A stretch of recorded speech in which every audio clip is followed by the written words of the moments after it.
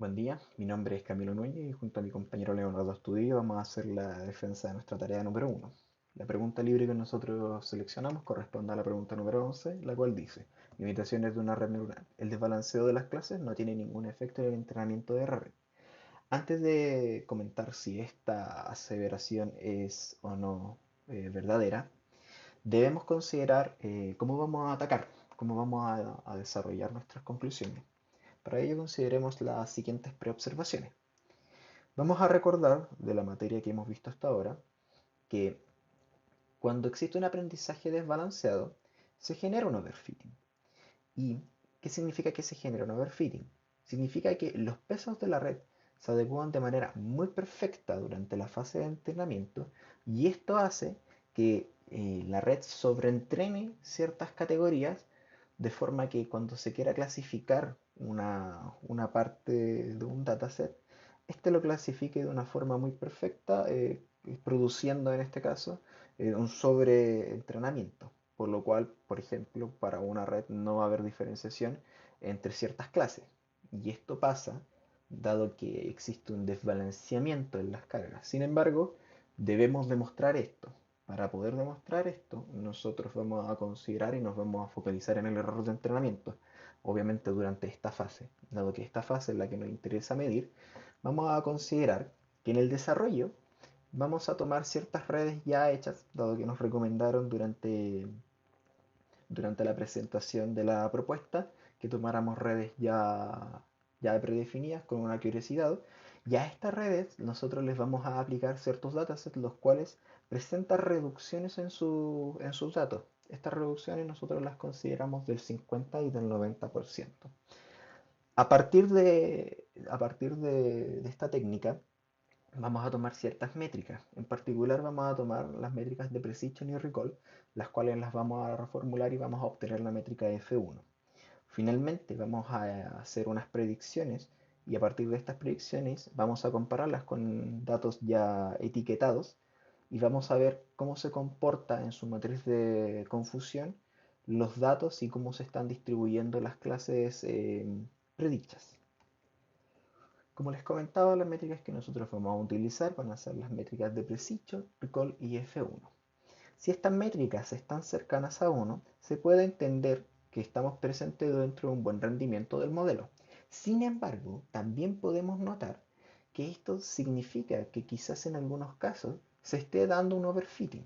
Por lo tanto, vamos a ver más adelante los resultados que nosotros obtuvimos que puede existir una tendencia a uno, siendo que la clase está disminuyendo o en su caso está desbalanceada con respecto a las demás. Para ello también debemos recordar algunos conceptos que hemos visto en otros ramos, como los datos verdaderos positivos, los datos falsos positivos y los datos falsos negativos. Estos datos nos van a ayudar a componer las métricas que vamos a utilizar, Precision y Recall, y estas dos nos van a ayudar a construir el F1 Score. Los datasets utilizados corresponden a dos reales y uno sintético. El primero corresponde al Fashion MNIST, el cual es una serie de imágenes pequeñas de ropa.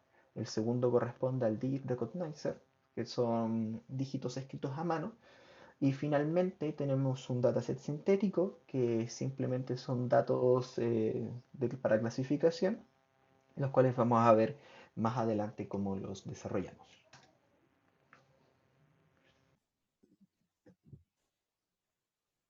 Bueno, ahora voy a presentar la segunda iteración de la investigación. Para la experimentación tomamos los tres datasets que hemos mencionado anteriormente, el D-Recognizer, el Fashion MNIST para el caso real, y para el caso sintético tomamos la función Make Classification de la librería sklearn. Para estos tres casos eh, obtuvimos, obtuvimos una matriz de confusión y una tabla de resultados para la métrica F1. El primer dataset que vamos a ver es el Fashion MNIST, en el cual, bueno, aquí mostramos el modelo, en el cual se puede resumir que es una red convolucional. Este, este modelo dado presenta una query que ya fue dado por el autor, en el cual fue de un 93%, aunque que después hicimos el experimento y nos dio un 88%. Pero eso va a ser nuestro control por ahora. Y la otra razón por la cual usamos este modelo fue porque representa un total de 10.000 datos que están divididos en 10 clases iguales, lo cual nos sirve bastante para, para el caso de quitar datos a ciertas clases. Aquí hacemos una prueba de control en el cual cada clase, que va desde el 0 hasta el 9, tiene, tiene 1000 datos cada clase. Y aquí mostramos la matriz de confusión. Bueno, aquí me voy a tener un momentito para explicar un poco cómo funciona la matriz de confusión.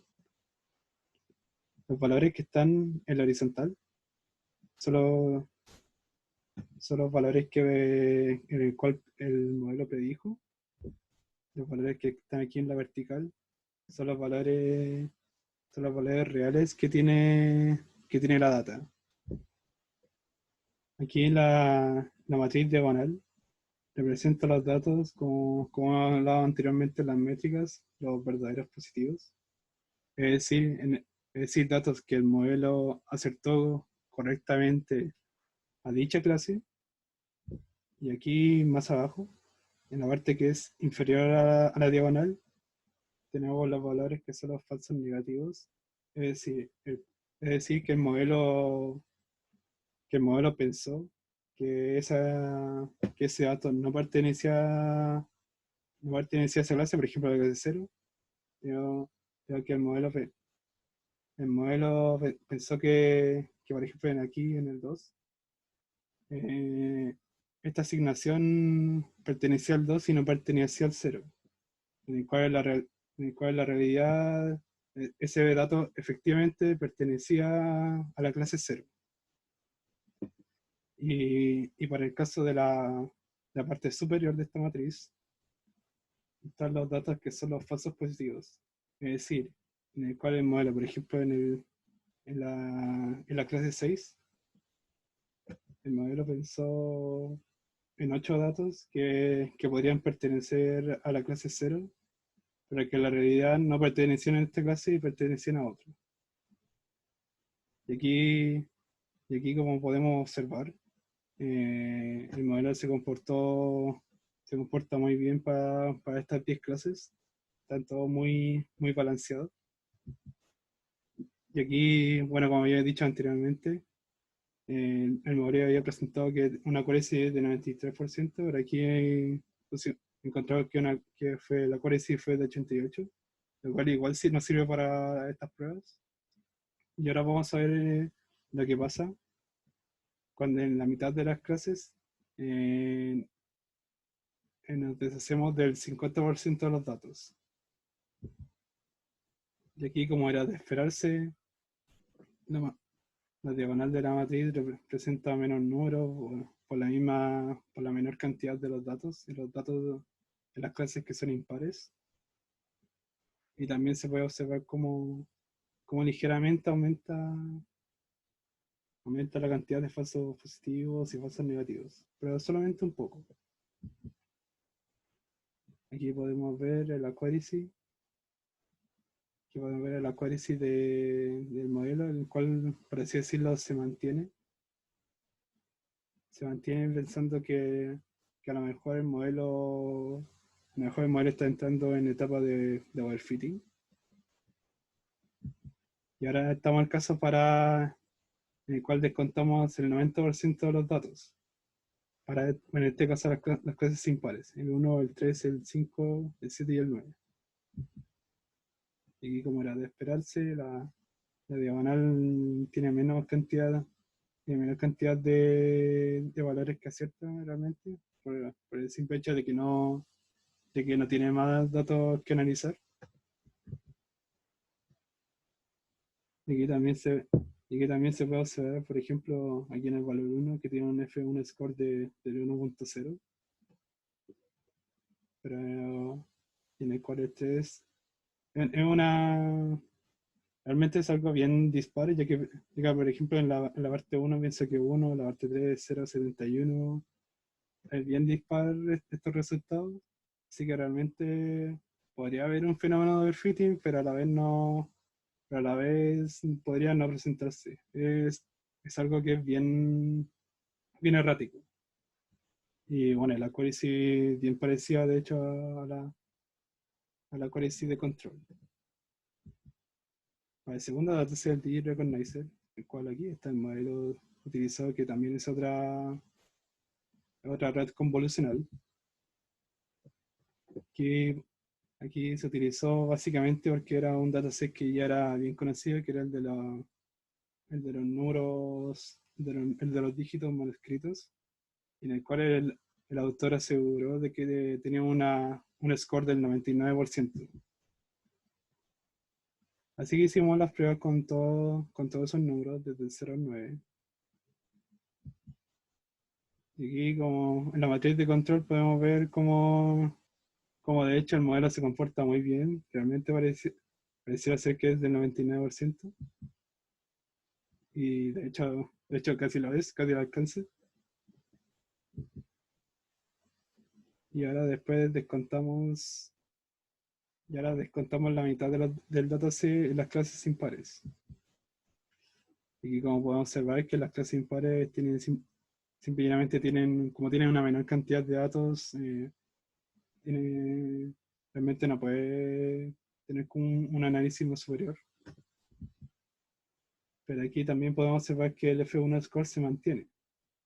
Y se mantiene entre 0,99, entre casi 1, y así para las otras clases. Y ahora hacemos un descuento del 90% de los datos para las clases impares.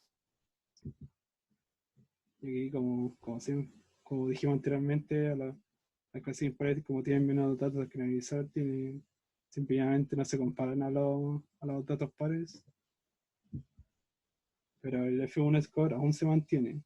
Y de hecho, es algo que llama la atención porque tiene un soporte que puede ser muy malo, pero el F1 todavía se mantiene, lo cual igual ahí indica datos de overfitting, pero a partir del primer dataset realmente uno no puede estar muy seguro de eso.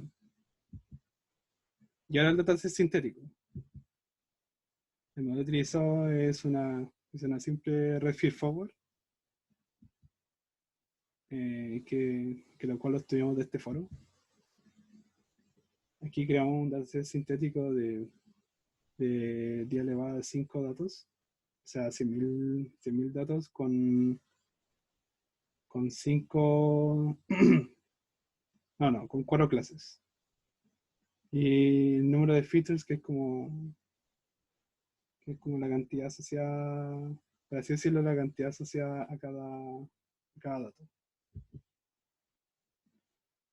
Para el primer caso, veamos la red, el dataset de control, donde están todos los números balanceados, en el cual, como siempre, se va a ver que la matriz de confusión se comporta muy bien. Para este caso tuvo una accuracy de 0,89 en promedio. Luego, para el segundo caso, le quitamos la mitad de los datos para las clases 0 y 2. El 0 y 2, como hemos dicho anteriormente, como tienen menor cantidad de datos, tienen menos para analizar en comparación a las otras clases. Y aquí se puede observar de que tiene un F1 score menor a las clases pares. Después hicimos contando el 90% de los datos para las clases pares, el 0 y 2. Y como siempre, la matriz de confusión que se comporta casi igual que en los otros casos. Y aquí un comportamiento que igual es interesante, que en el 0 y en el 2 tuvieron un F-score muy, muy bajo en comparación, por ejemplo, a las clases que no les afectó, por ejemplo, el 1 y el 3. Se mantienen con un F-score de 93. Cambio para el 0, 0 se baja a 81 y el 2 es más bajo todavía, baja a 61. Así que realmente el tema del overfitting es algo que no podríamos tomar una conclusión ya que es algo bien errático. Así que en análisis, como mencionaba anteriormente, se puede atender una tendencia a overfittings, pero para el dataset sintético esto no es observable. Por lo tanto, no podemos tener una conclusión a partir de esto. Otra parte de análisis que igual encontramos interesante es que las redes con menor cantidad de categorías tienden a tener un peor rendimiento si es que se le descuentan estos datos en comparación a las datasets que tienen más categorías.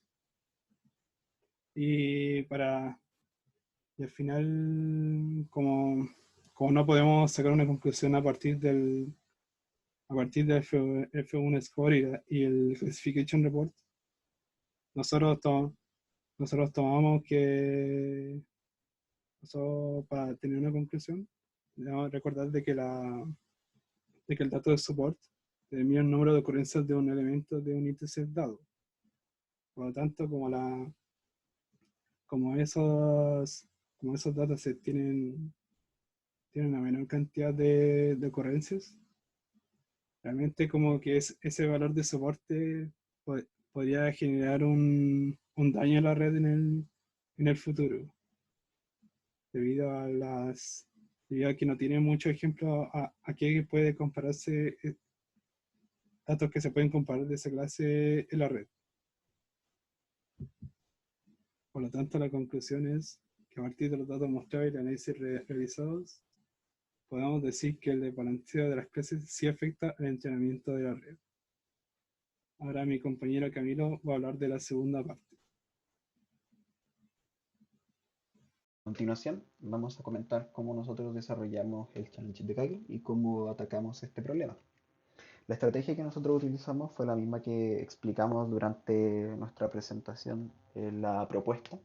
Particularmente nosotros implementamos un modelo Inception ResNet versión 2, el cual es un modelo preentrenado, particularmente sus pesos, dado que es entrenado con el dataset ImageNet, que está compuesto por datos de 10.000 categorías de imágenes.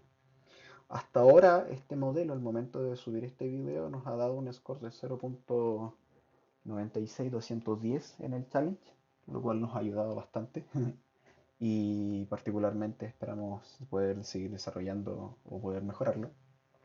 Además, esto se logró dado que hicimos distintos tipos de implementaciones, distintos mecanismos, los cuales vamos a ver más adelante.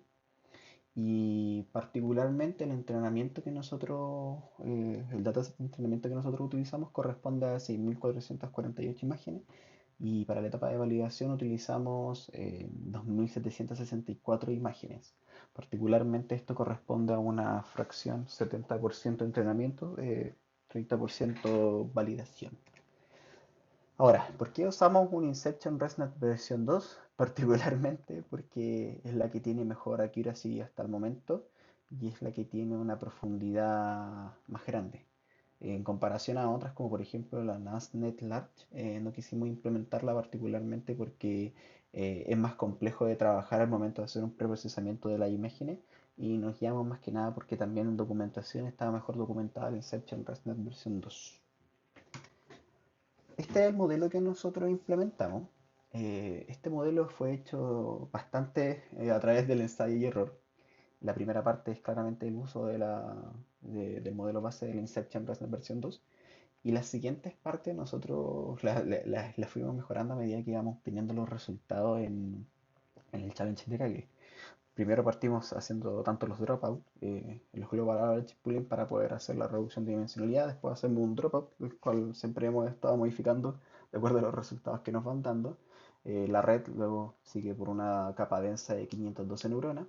Y nuevamente un dropout que también hemos ido modificando de acuerdo a las probabilidades y cómo nos va dando el resultado. Y finalmente la capa de predicción que corresponde a una capa densa con 10 neuronas, que es la cantidad de clases que existen en el dataset, y su función de activación corresponde a una softmax, dado que se trata de un problema multiclase.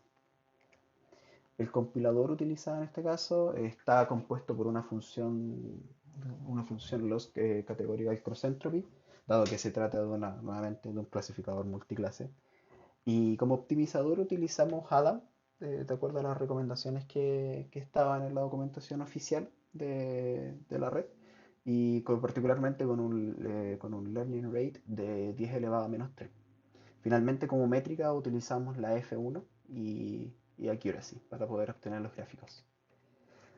Por otro lado, algo que nos ayudó bastante también es el uso de callbacks. Particularmente nosotros usamos dos callbacks que corresponden al early stopping y al reduce learning rate on plateau. Y particularmente el primero simplemente se encarga de detener la red una vez que ya no existan mejoras en la función de coste, dado unos determinados epochs. Y la segunda, el reduce, particularmente hace eso, hace una reducción del el learning rate de acuerdo a cómo se está mejorando o no en ciertos epochs, en epochs específicos. Los gráficos, si bien nos ayudaron bastante a entender ciertas partes, particularmente en la fase de tesis donde tenemos más dudas, pero no podemos tener mejores gráficos en este caso, dado que son pocos epochs. Nosotros particularmente la red la entrenamos con 300 epochs y particularmente el early stopping detenía la red a los 30 epochs aproximadamente, 30-29 epochs, por lo tanto no podemos tomar unas muy buenas métricas al momento de poder hacer el entrenamiento. Sin embargo, si consideramos ya las funciones al momento de estar ya en los últimos epochs, podemos ver que las tendencias nos ayudan a ver una aseveración bastante buena en las fases de entrenamiento y de validación. Finalmente, como conclusiones generales, la implementación de una red preentrenada nos ayudó bastante, bastante, bastante. Si bien al principio hicimos una red Scratch, todo desde cero, los resultados que nos dieron eran totalmente distintos a los resultados que nosotros tenemos actualmente, gracias a la red preentrenada.